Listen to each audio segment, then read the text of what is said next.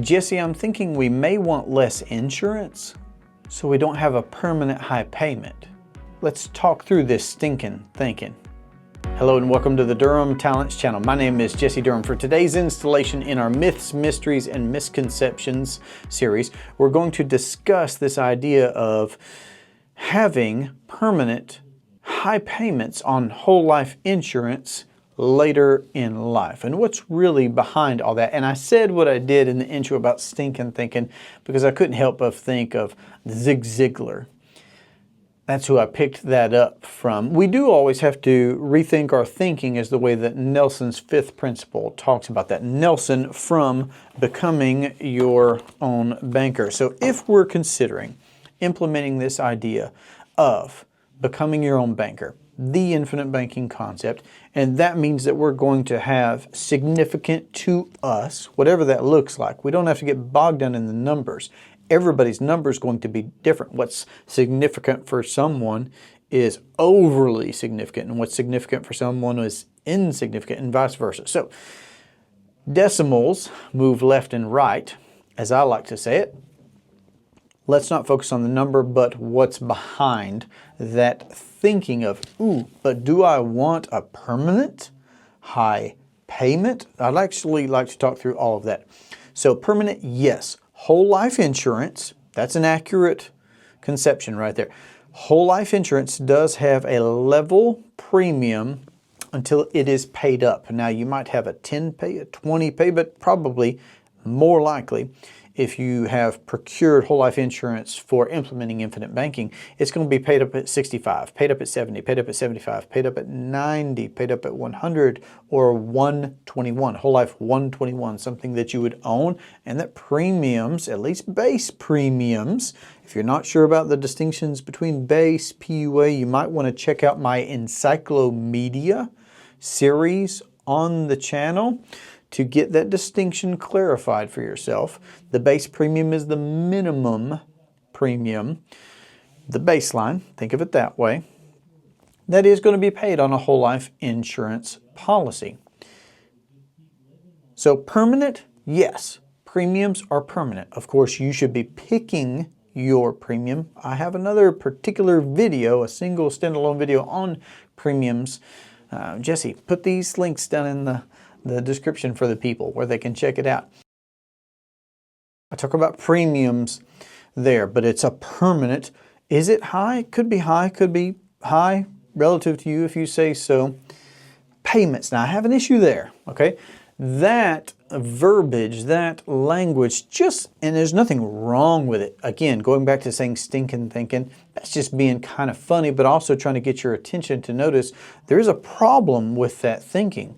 If we are procuring for ourselves whole life insurance, because that's going to be the entity that we use for a family banking system, aren't we going to want to capitalize that? Much like we pay deposits into a bank to build up capital there.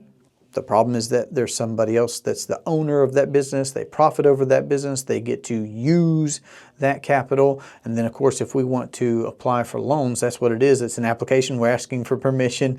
We got a front collateral, fill out their paperwork, everything else. So we have no problem, though, making deposits in a bank, which is just somebody else's business, okay?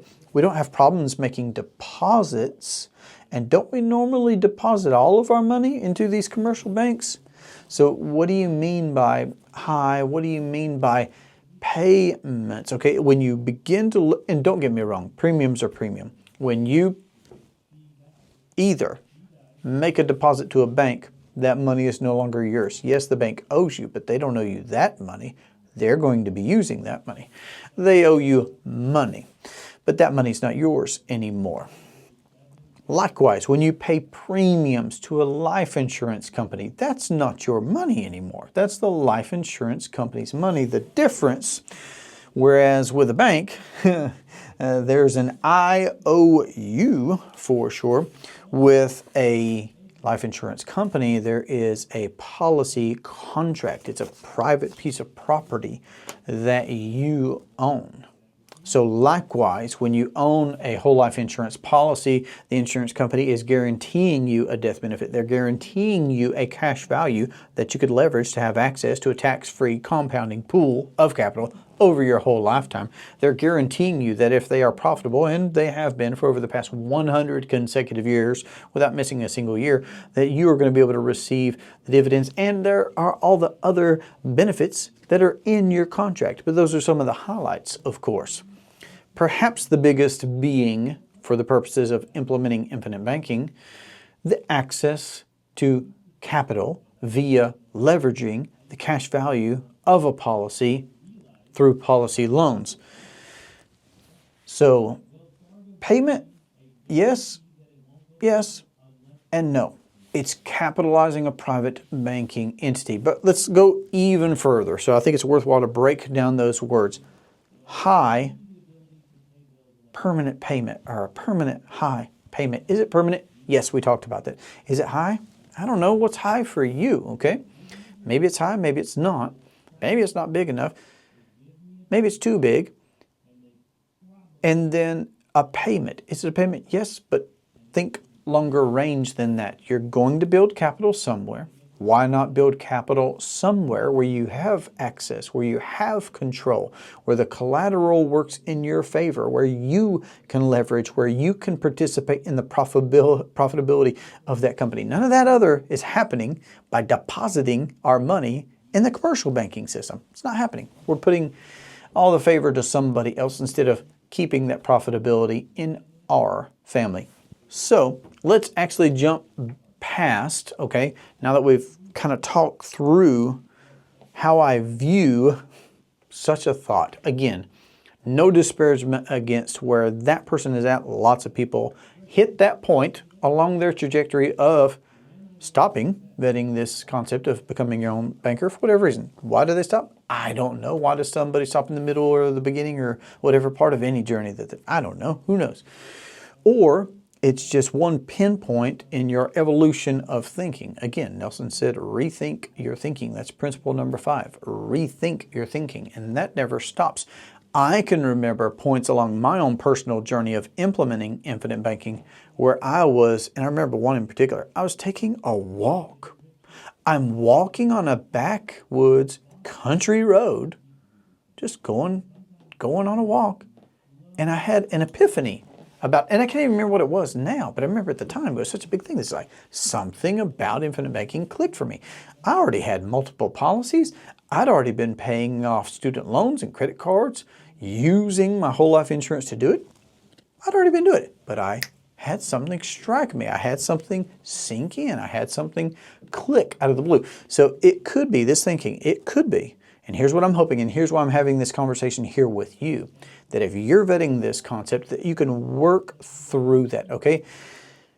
Banking is not something that's taught to us at school, at home, at church, from colleagues, it appears not happening, okay? Personal finance really isn't even happening at large.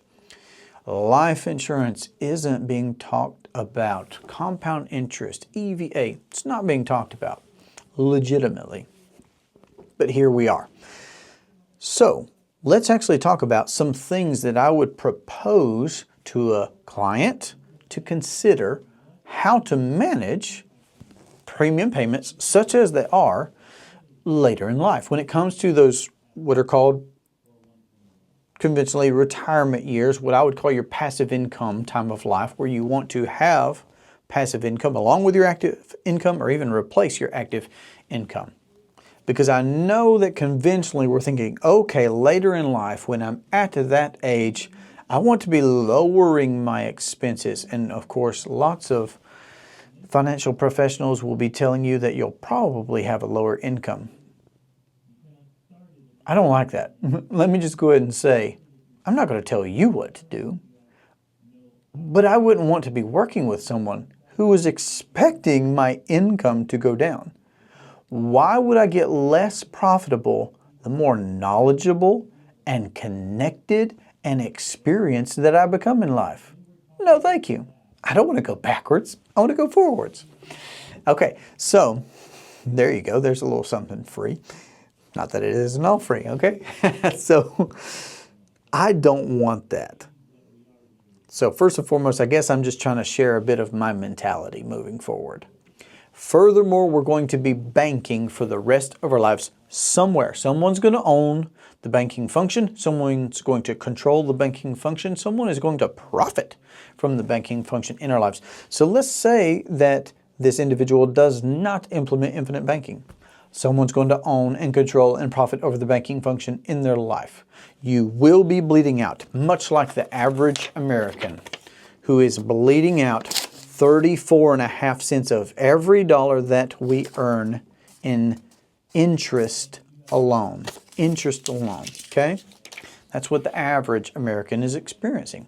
And that's what's going to happen if you don't change anything. If you don't change anything, you don't change anything. If you do implement this concept of infinite banking, here's what happens.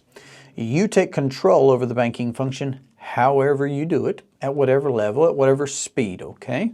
You then get to begin experiencing the profitability that banks do. So, and I've got examples on my channel where I have shown and talked through and given you a personal insight into how we have financed cars, how we have financed vacations, how we have financed real estate business, how we have financed just our lifestyle, just whatever it is that we happen to be doing, business equipment, etc.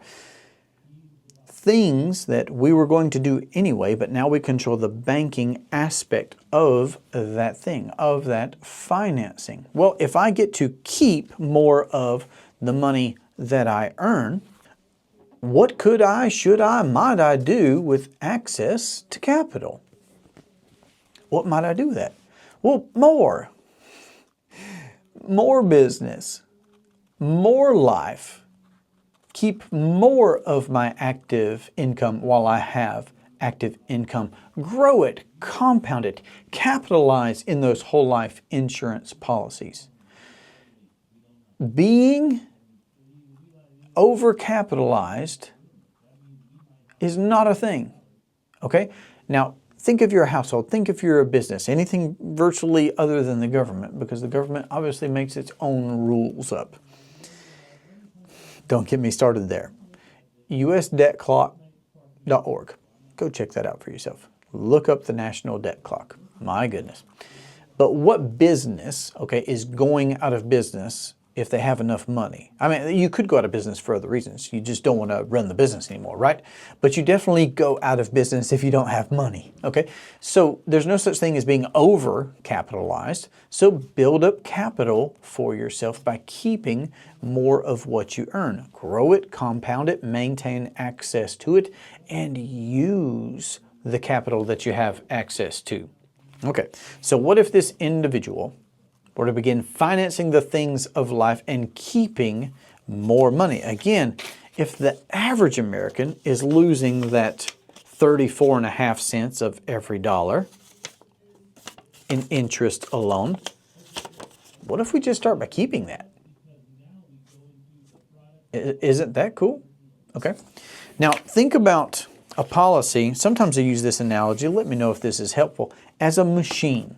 Imagine you have a machine where when you put in the money that you put in, that you actually get access to less than that amount to leverage. So the money that you put in is growing, it's compounding. That value cannot diminish. It's a legally binding contract, okay? Premiums paid do buy death benefit, do build cash value, can earn you dividends, etc., okay?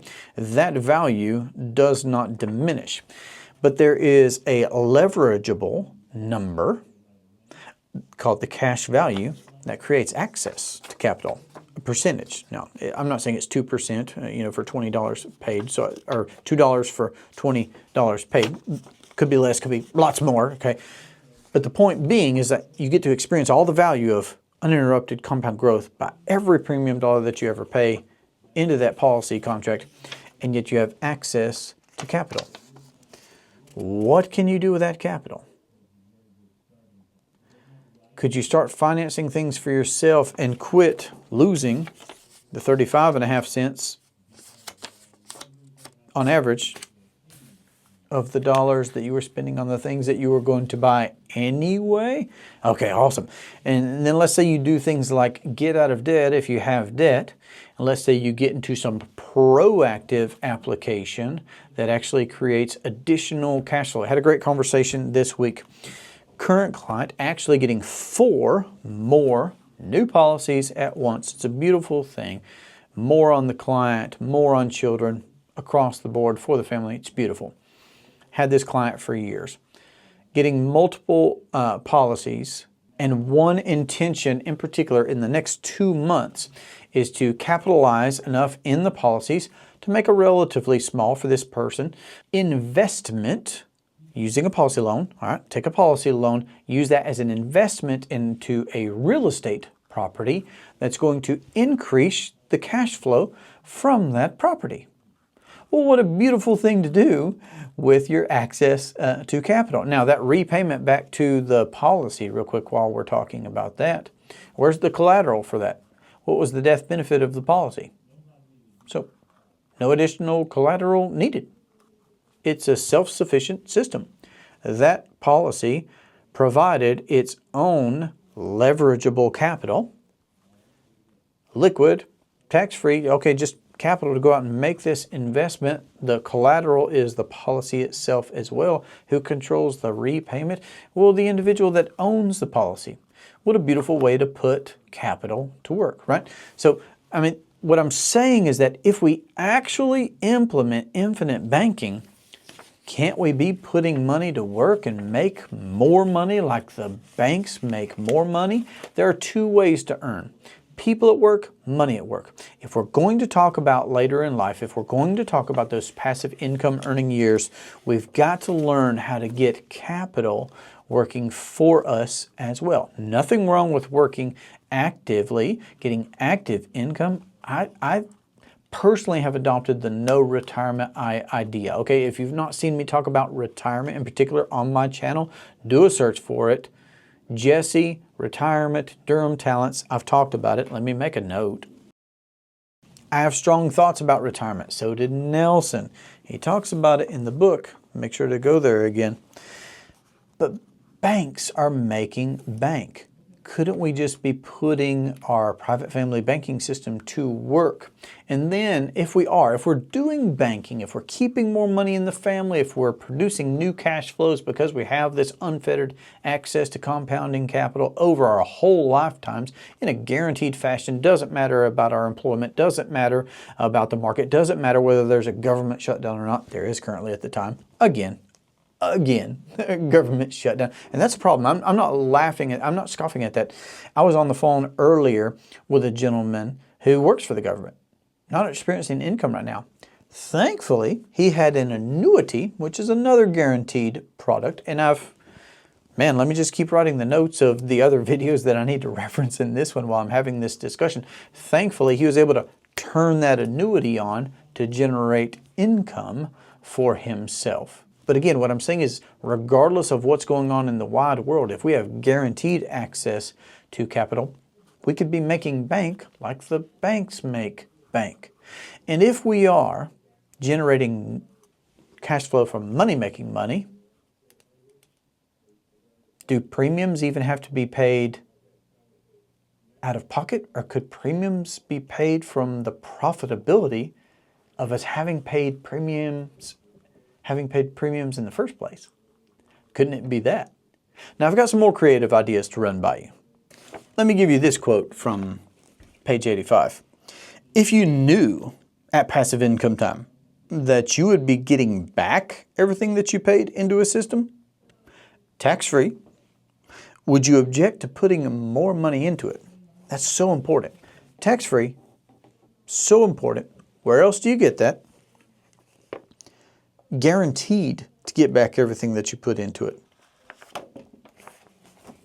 Not even talking about the growth, okay? That always makes me, that quote from Nelson's book always makes me think about Warren Buffett when he says, rule number 1 is don't lose money.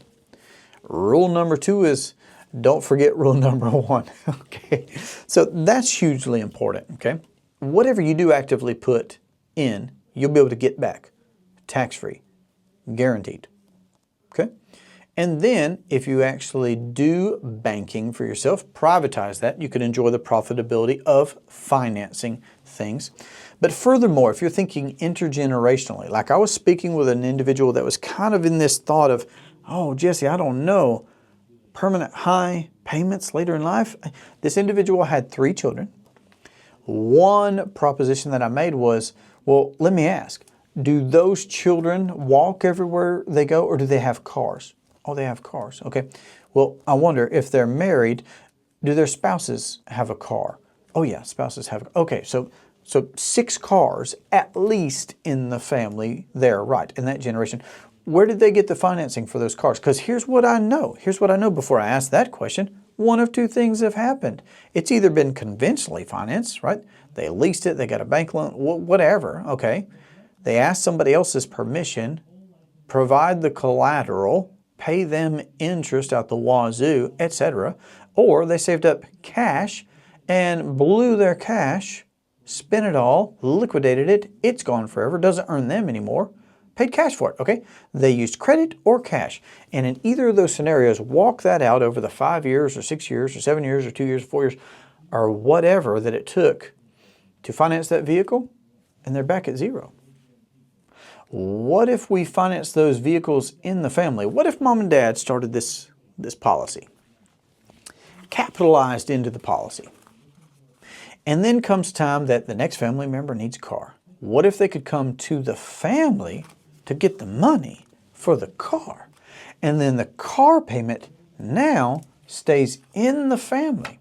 So there's a return of principal, there's a return of interest, and because the money was put in the first place into the policy, now we also have the additions of benefits from a death benefit in the family, where now, heaven forbid, but when the parents pass, 100 out of 100 Americans graduate, hello, when the parents pass, it's the children probably, or whoever's designated, they're going to be the beneficiaries of a massive death benefit, massive relative to the premiums that were paid. Beautiful. Also, dividends. All the dividends that are experienced from premiums having been paid into the policy, that happens. That's not even the car. So do you see what I'm saying? You have all of these benefits going on at the same time. And, well, do the premiums then have to come out of the pockets of the parents? Or are we not being profitable with money, and we got a cash flow that's coming to the family, and that could even be more premium payments now? So see, banking within the family can create the new cash flows to grow and scale this self-sustaining system. I understand that it takes capitalization to get it started, and that's vitally important for us all to remember. None of this happens if somebody doesn't start it. But what I'm saying is that what if the family were just in the business of financing the family? Could you imagine what it would look like if you grew and scaled a portfolio of loans in your family where there's 1 car payment in the family, 2 car payments in the family, 6 car payments? I mean, y'all, the average car payment is somewhere around $750 right now.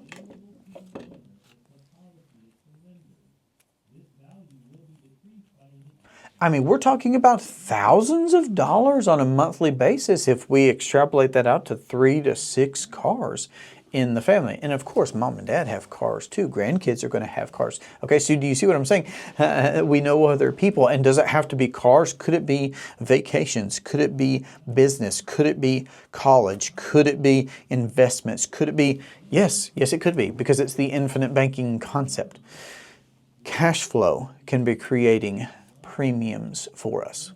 Now, once you have been that generation that also builds up the capital in the policies, we could talk here about how dividends could be supplementing your passive income, even to include the premiums that are still going to be paid on a policy. Doesn't mean that those premiums have to come out of pocket. What if the dividends, and they can be so great that they can pay the ongoing base premiums in the policy and supplement your passive income?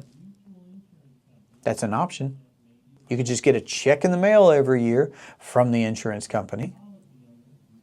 What if you just chose, instead of paying premiums out of pocket later in life, to surrender paid up additions that you have within the policy? What if you just took that growth and got a check from the insurance company? What if you did both? What if you just decided to take policy loans from the insurance company and that pay your premiums, and whatever's left over from the growth that year, the guaranteed growth that year, I don't know, what are you booking a cruise? What are you doing? Whatever you want. Do you even have to pay that back? No. And let me tell you, I plan on having outstanding policy loans when I graduate this life. It's going to happen. I'm going to have outstanding policy loans. And I'm also going to have all kinds of death benefit. Heaven forbid. I tell this to people lots of times. Let's say you're in your 60s, 70s, 80s, you're 100 years old, whatever the case happens to be. Me, I'm going for 120. Let's say when I'm 120, heaven forbid, but that's the year that I go, right? I'm on a cruise that I financed, not out of pocket, but from the guaranteed growth of a policy that I capitalized years before. I had tax-free capital that I booked this cruise, choke on my filet mignon, go home to be with Jesus. Did I or did I not also, after booking that tax-free, out-of-pocket, nothing expenses paid cruise, because I own this banking entity where I can supplement my income passively and do the things that I want to do in life, and I still render an income tax-free death benefit to the next generation? Just saying, it's a beautiful thing. And then, that's not to say that if folks have, mandatory distributions from other places, because of course lots of people have other things as well, what better place to put that money than in a tax-free environment, pay premiums into the policy, because that's a tax-free environment. We have access to policy loans tax-free, so if we pay premiums from some mandatory distribution from some other place, now we've put that there. Is that a great way to handle premiums and it not be out of pocket if you've got to take money from somewhere else anyway? Yes, it is. And then get super creative. It's simple, but it's really out of the box thinking, and I love it, and it's beautiful. Can't the parents go to the kids and say, all right, kiddos, we've hit this age, this whatever, we're not paying premiums out of pocket anymore. Here's how we want to set things up. You're beneficiaries on the death benefit, you pay the premiums. Are they going to be upset about paying premiums, knowing they're going to get multiples of those premiums when you do graduate? So they get to live life with you now. You get to enjoy that passive income from the policies. They can be paying the premiums because they're going to experience that income tax-free windfall of liquid capital. It's a beautiful setup for everybody. And then if that's perpetuated, that thinking, that education, that process, and these products are perpetuated throughout the family, this generation gets more, gets more, gets more. This generation gets more, gets more. Me and my family, we've built up a system. The gentleman I was speaking with today, he's asking me, Jesse, can I get policies on my grandchildren? Yes. It's a beautiful thing. So there are just so many ways to actually, legitimately, tactically, and profitably, for generations to come, address this idea of what does it look like to intentionally pay significant, to you, premiums into a system of policies. And on that point, I'll go ahead and say, remember, Nelson said in the book that eventually, and it may take the average American 20 years, okay, to get the snakes and the dragons out of your life, okay, to create full financial independence and autonomy for yourself through a private family banking system. It might take you 20 years, it might take you less, it might take you more. But when that happens, you can get to the point to where premiums are equal to the income that you make. 100%. And if you balk at that, just remember, don't you put all of your income currently in a commercial bank? Do you own that bank? Do you control that bank? Does that bank send you dividend checks when it's profitable every year? And it is. If it's in business, it's profitable. No, they don't. But with a private family banking system, you can have the control, you can have the profitability. I hope that this has been generally insightful. I would relish the opportunity to have a conversation with you about what it could look like for you to implement the infinite banking concept into your household, your business, your investing, your legacy and family plans. You can find me at durhamtalents.com. Let's do it. Insightful. I would relish testing 1 2 3, testing 1 2 3. But you then begin get to.